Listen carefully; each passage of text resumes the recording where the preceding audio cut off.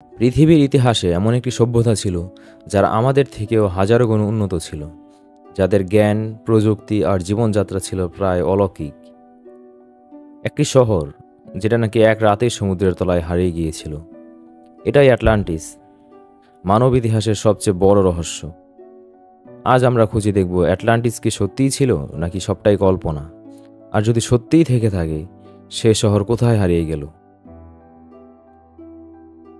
Atlantis নামটি শোনা যায় প্রাচীন গ্রিক দার্শনিক প্লেটোর লেখা থেকে। তিনি বলেছিলেন 10,000 বছর আগে সমুদ্রের গভীরে বিশাল একটি দ্বীপ ছিল, যেখানে ছিল এক রাজ্য যারা পৃথিবীর সবচেয়ে উন্নত শক্তিশালী সভ্যতা। প্লেটো বর্ণনা করেছিলেন শহরটি ছিল বৃত্তাকারে গড়া, চারদিকে সমুদ্র আর খাল, সোনা, রূপা, হাতির দাঁত দিয়ে সাজানো প্রাসাদ। প্রযুক্তি এত উন্নত ছিল যে তারা নাকি রাতকে দিন বানাতে পারত। মানুষ ছিল লম্বা, স্বাস্থ্যবান, বুদ্ধিমান। তাদের নৌসেনা ছিল পৃথিবীর সবচেয়ে শক্তিশালী। কিন্তু সবচেয়ে অবিশ্বাস্য বিষয়, প্লেটো বলেছিলেন এই সভ্যতার নাকি সৃষ্টি হয়েছিল আধা মানব আধা দেবতা পোসেডিয়ন করেছিলেন।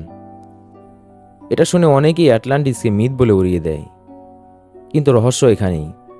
প্লেটোর বইতে যত সভ্যতার কথা লেখা রয়েছে তার 80% পরবর্তীতে সত্যিই পাওয়া গিয়েছিল। তাহলে আটলান্টিসও কি সত্যি?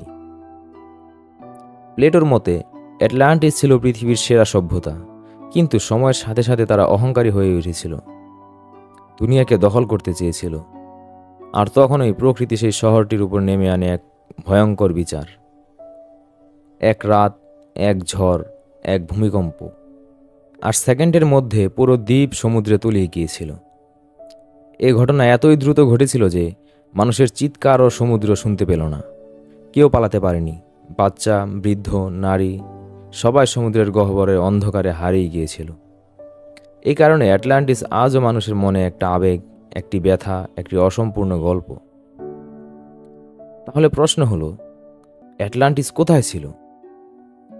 এই রহস্যই মানুষের প্রশ্ন, এটি কোথায় ছিল?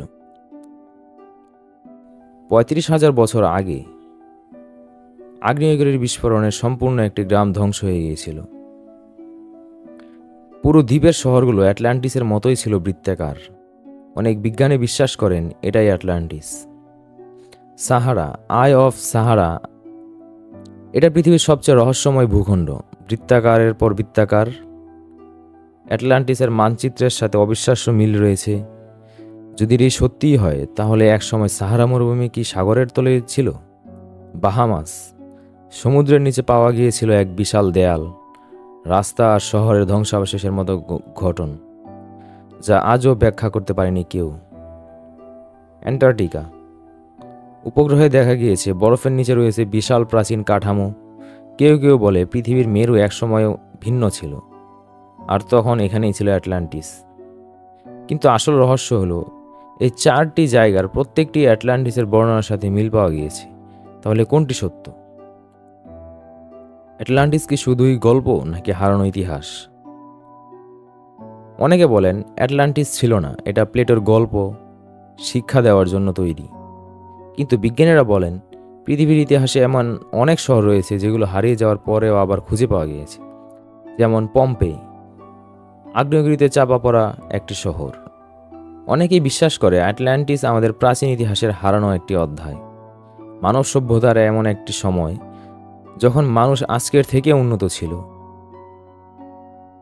আটলান্টিস শুধু একটি শহর না, এটা মানুষের স্বপ্ন, শক্তি এবং ভয়ের প্রতীক।